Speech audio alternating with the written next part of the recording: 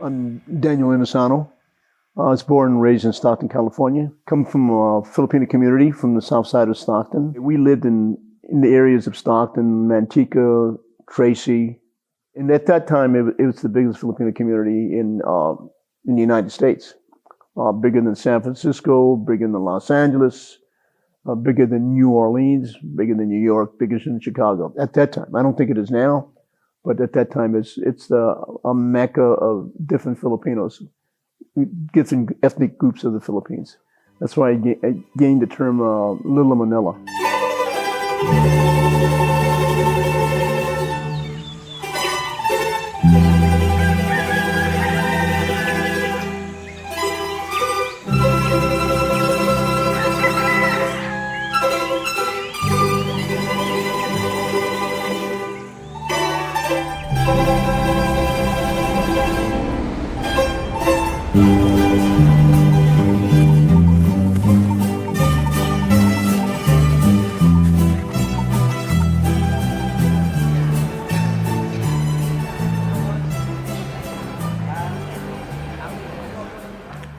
Heron, with the title of given to me as Grandmaster of my father's system, which we call original Heron Eskrima.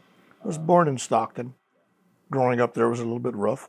Later on in life, I decided I needed to learn what my dad taught, which I didn't know until I was 19, but also continued teaching what Dad taught me. And that's what I've been doing Eskrima for the last 50 years. Have I ever been beat up? Heck yeah. I'm born in Stockton, California. I don't think I ever won. I think I survived. I like to use the word survive, you know. I hate to get hit. I've been hit with the baseball bat, not once, but twice. How do you like that?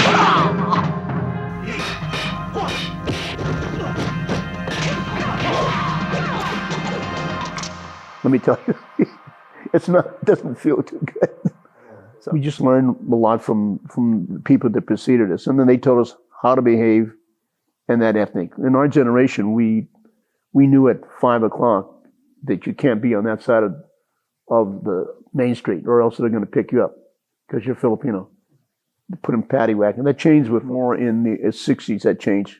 In the latter part of the 50s, that changed because they're being accepted more by the general population in Stockton, you know. A lot of this stuff is tribal, okay? Our martial arts started tribal, it will end tribal. We don't get along, Filipinos don't get along because there's so many different dialects. A lot of times we misinterpret what's being said. And then next thing you know, you have conflict. But the culture itself is good, it's sweet, it's beautiful. Unfortunately, the values, the respect, the values of respect to the elders and the food and somebody's household, that's kind of going away, which is unfortunate. But that all starts at home. Some people go, what is a Filipino? So you have to explain to them the best way you can because they didn't teach anything in Filipino or any Filipino history or anything in school. So you can only tell them what you learn from home. And especially your grandparents, who would give you all the stuff that happened in past history.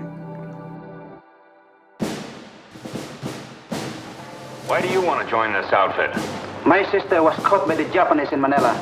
We never heard a word from her, but we read in the newspapers what they did. Emerging from foxholes like those in which perished the heroes of Bataan, the first all-Filipino regiment in the U.S. Army. Newly recruited, these grim, determined sons of the Philippines march with but a single purpose in life. They prove born fighters, eager for action.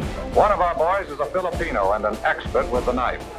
He teaches us the 100 uses of it, a handy, harmless tool, or a deadly, convincing weapon.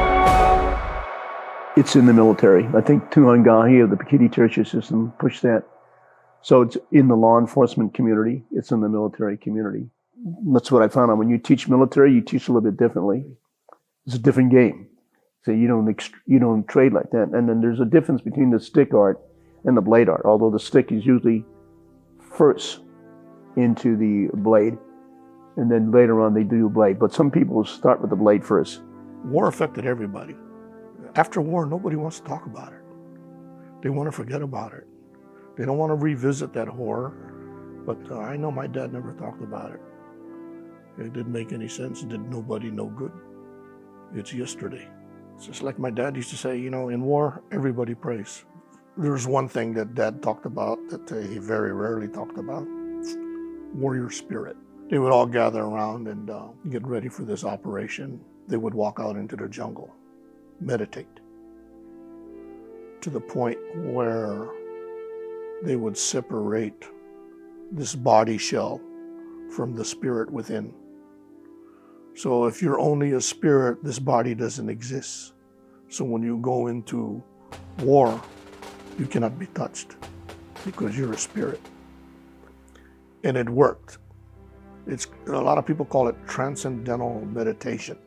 But the bad part about it was sometimes it took them 2 to 3 days to decompress, to get back out of that mode. They're still wound up, he says. We tried to calm them down, but we just learned to leave them alone until they, you know, get back to where they need to be. But man, that's high level. I mean, you just don't learn that. But I don't think these things are brought up, I think, in the history books, you know. It has a lot of value, just not just for fighting, you know. It has more than just, you know, combat. It has a lot of health benefits, I call it. You know, they were, to me, very, very impressive when they taught me, you know. That story resonated through a man they call Grandmaster Leo Giron. Labanag says Giron was introduced to Eskrima in the Philippines before coming to the United States. After coming to the States and serving in World War II, Giron felt pulled to bring it to Stockton following a tragic event. In 1966, 8 Chicago student nurses were killed, some of them Filipino. Richard Speck was convicted for the murders. It was because of this crime that inspired Giron to bring Eskrima to Stockton. An incident happened I think it was in Chicago. In the early 60s, he brought it out for a reason, to protect themselves. 8 nurses got killed. You know, some of them were Filipino, and my dad couldn't understand why they couldn't. It just got his blood boiling, I guess, and he decided to bring out what he knew. He became a pioneer as far as bringing this art to this country, and in doing so, his job is he wanted to bring the art, the Filipino martial art, to the Western world. Heck, I think Leo Giron at 70 whipped my rear end in time. He's not having, even when I had the youth, you know, and so God's always given me instructors so I can grow. At every age, when I hit 30, when I hit 40, 50, 60, all the way on to 70, somebody's over here to teach. I'm 80, 87 now, so I'm still learning because I find out this guy possesses knowledge that I don't have. It's impossible to know everything. Yes, there's definitely a rivalry between different groups. In my hometown, there's a rivalry between Angel Cabalas and maybe Leo Giron. They're both very, very good. He didn't turn anybody down that I know of to walk through the door, and it didn't matter what you were. It just made sense. If you wanted to learn, you came there. If you didn't want to learn, you left. People from different races all over learning the art, and some of them were real good about it. It's a Filipino art, so a lot of guys who were Filipino tried to keep it Filipino. But if you do that, then it goes nowhere. It stays in the backyard, it stays in the garage. You need to get it out to the Western world. That's what Dad explained. So he taught anybody that wanted to come along and learn, as long as they learned it for the right reasons. That was his big thing with him. If you wanted to come in here and learn something so you could hurt somebody, no. It's about survival. It's about protecting yourself and your loved ones. That's what it was all about. Well, my theory is strictly a jungle warfare theory. Number one, it's easy to detect a person that have learned art from a teacher that have not been through a bolo knife engagement. And you notice that your opponent, usually the majority are afraid like you are. Now, if you let him know that you're afraid, he will take advantage of you. So do not let him know that you're afraid. It's like He went around shaking hands all over the world. And he spread this system of his. And it worked. People believed in him. And I think what's more important, he made you believe in yourself. He made you understand your self-discovery. And I teach the original way of what my dad taught me. I don't take away from it. I don't add to it. I don't deviate at all from the original curriculum. That is what I teach. If I teach anything other than that, I cannot claim that. That's not what kept my dad alive in the war. A person who even has more years will pick up from a younger person, and vice versa. Younger person will pick up tactics from an older person. Even though you have less years, sometimes you pick up from everybody. Everybody has something to offer. You know, some things that you learn are not easy. There was one thing in my life that was not easy, was learning from your own father.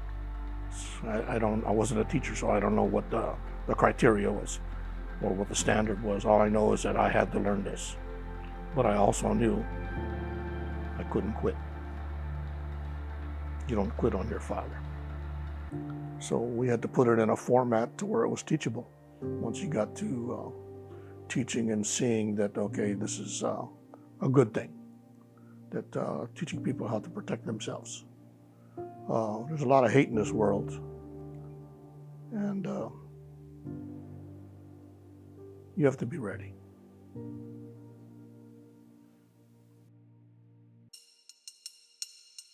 And action.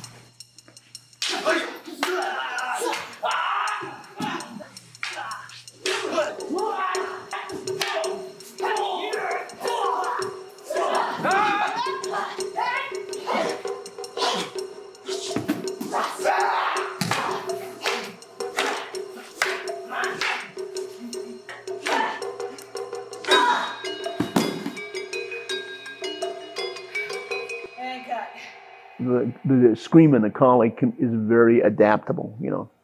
It's so funny because my daughter started as stunts. And then later on, she now has people stunting for her. Growing up as a little girl, I didn't have examples of archetypes to inspire me, but he would inspire me through Filipino history. And he goes, so I want you to know your culture. And most important, I want you to be able to defend yourself as well. Definitely. I trained her in the FMA because I thought that's a good art for her. She didn't know she was trained. Sometimes I made play swords and sticks and learned different siniwali patterns or double stick patterns and single stick patterns, and learned the staff and the spear. And I think that helped her I like to think it helped her in her acting career. In fact, my dad and I used to train with these plastic lightsabers. That's how foreshadowing this whole process has been for me since the time I was a little girl with my dad. And he would show me books and drawings of Filipino warriors, Filipina warriors, women warriors. For thousands of years, there have been women warriors. And so I want to make sure that you have an understanding of your heritage and your culture. I think definitely the training in the FMA is really good for that. It's very versatile, particularly in the weaponry. You can. They used to tell us you can grab anything, you should be able to use it. If whatever, from a golf club to a tennis racket, that's collie. If there's anything you can't get a stick, then the tennis racket or the badminton racket or the racquetball racket, that's now the implement you use your hand. So no matter what you put your hand or the hand itself is collie. It's just an extension of the weapons you're born with. A lot of it was based on farming tools, used as weapons as other countries tried to invade the Philippines, and it was a hidden art forever. The history, this will be different from the people that come from every part of the Philippines. This is what I found out. Learning about the culture, learning about the history, and learning how different it is from system to system. But when you really get down to it, it's the individual. Because if you research and experiment, you will create. That's why I use the word rec. You research, you experiment, you create something for you and your students. Then once you create something, you will research, experiment, and develop something for you. It's a good form of exercise or leisure activity. It's one of the best forms, I think, for exercise. It's taken a big hold is in the restorative art. It's good for people that had autistic children, or people that had memory. In fact, one person when I was in Tulsa, Oklahoma, said that he got in an accident and he couldn't remember his wife and his children. It made him remember his children, and it made him remember his wife. You know, and they believe it is through the training of Eskrima. That's what he told me. Came up to me and says, I can remember my wife and because of this art.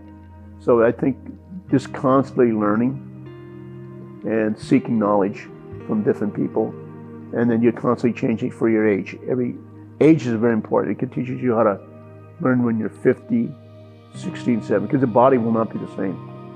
You will not possess the same skill. I was going to ask you too, wouldn't you agree that it's never too late to learn? Absolutely. You can learn at any age. You know, you can definitely.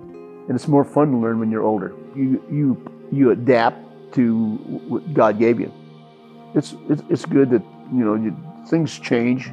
They have to change. You just don't have the body to do it, but you just adapt. A lot of people don't understand the deep meaning of self-defense. Is we learn how to fight, so we don't have to fight. You know, it's just because you learn a bunch of techniques doesn't mean you're an authority on something. No, it makes you think that I have all this.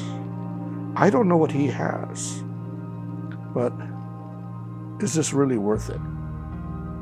So, and I think that's what it comes down to is we learn how to fight so we don't have to fight. And once people learn that, man, this world will be great.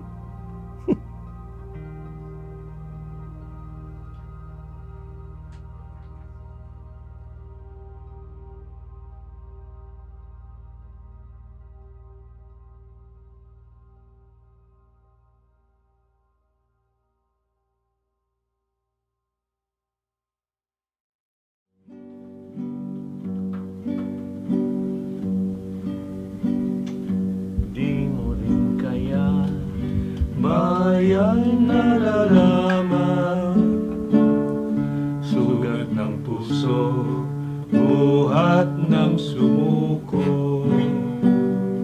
Asahan pa rin, di kita pababayaan ay kahit ako'y sumapit sa kabilang